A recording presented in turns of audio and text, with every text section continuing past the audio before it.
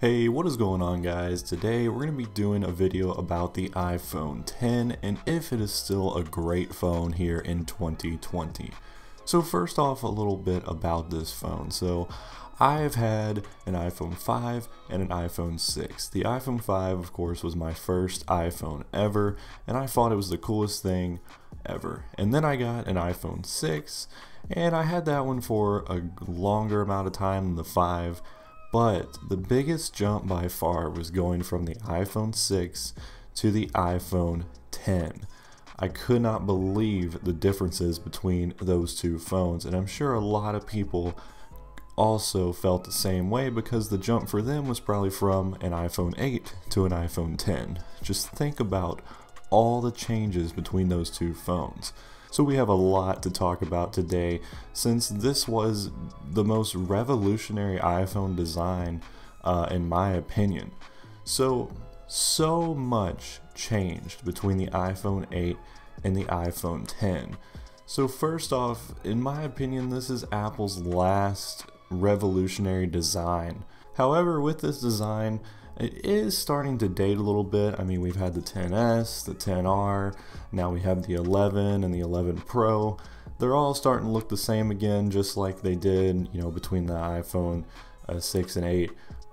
But I'm sure Apple's working on something just as crazy and different coming out very soon. Let's just take a moment and show all the differences that I possibly can between an iPhone 8 and a X. So first off, let's talk about the screen.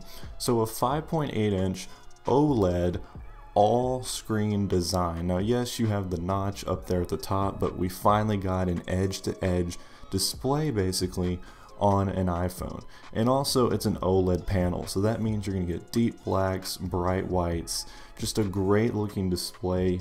Again, it's Retina, you can't see anything in this, and it's a really enjoyable display to, consume content on, or even just browse a website, something simple like that. The battery life on this phone was improved slightly, about 2 hours better than an iPhone 8, or an iPhone 7 I should say. And, I get pretty much all day with this phone. Depending on how much I use it throughout the day, I'm varying between 20% and 40% at the end of the day, so I never have a problem with battery life on this phone. Now, performance. This phone has the A11 Bionic chip, which is the chip I wish they would have put in the iPad 10.2 inch, but that's a whole nother story. But this chip has great performance, no lag whatsoever, super fast. This phone also has 3 gigs of RAM, so there's no slowdown, no lag, and it feels just as fast as the day that I got it. And it's still plenty of fast here in 2020. The cameras, so we have a 12 megapixel camera.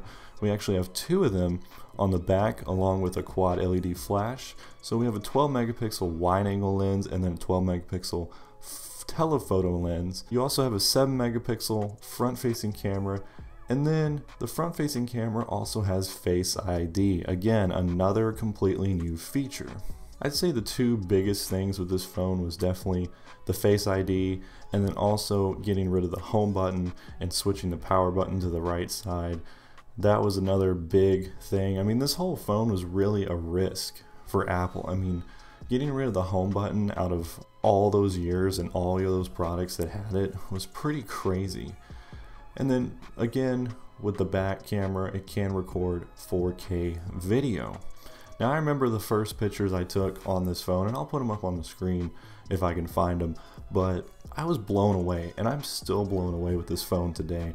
I do all my photography now with my phone. I don't even use my big expensive camera anymore. I mean, that's how good these phone cameras have come. And if you notice, a lot of my videos are actually recorded with an iPhone. Now some of them are not, but some of them you can clearly tell, and the quality is just amazing. Another thing I like about this phone is the speakers. So we have all those speakers down there on the bottom, but now the earpiece up here where you put your ear to when you're taking a phone call it now does surround sound. So that was another big thing with this phone, and it kind of gives you a more immersive experience, and it sounds a lot better. So overall, this was a very big design change for Apple. So how's this phone holding up in 2020? So I got this thing brand new in 2017, and the design of course still feels familiar, the phone still feels familiar. It's pretty hard actually, to tell the difference unless you have a new 11 with the new camera system. But yeah, this phone's still great. If you can find a good used one on eBay or something, or you can get it a lot cheaper than what I paid for it, I'll tell you that. But yeah, still a great phone, great performance, still holding up well, still up to date, and I see no need to upgrade, and I probably won't upgrade for a very long time unless Apple comes out with some revolutionary design again. But yeah guys, that's my thoughts about the iPhone X. Still a fantastic device here in 2020. I hope you all enjoyed this video. Be sure to leave a like on it, drop a comment, and subscribe to the channel. Let me know, do you have an iPhone X? Are you still rocking it in 2020? Or have you upgraded? Or maybe you have an older iPhone. Let me know in the comments below. But anyways guys, that's all I got for you today. Thanks for watching, and I'll see you all in the next video.